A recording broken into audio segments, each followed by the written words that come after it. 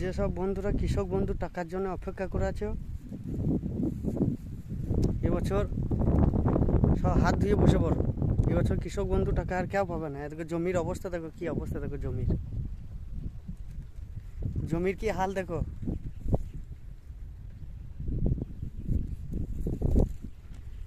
হ্যাঁ দেখো, সব বন্যা হয়ে গিয়েছে। এই ক্ষতিপূরণ কে দেবে? মমতা দেবে না।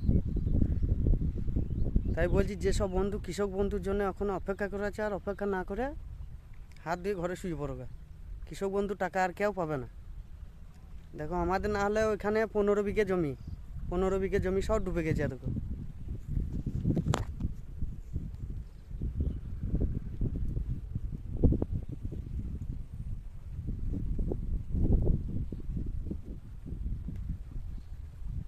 কি অবস্থা দেখো,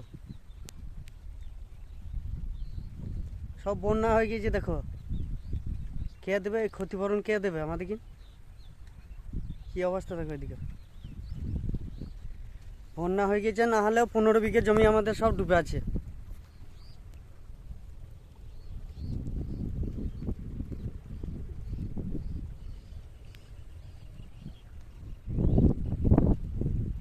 কি করবো বলো বন্ধুরা? তোমরা কমেন্টে জানিও ভিডিওটায়।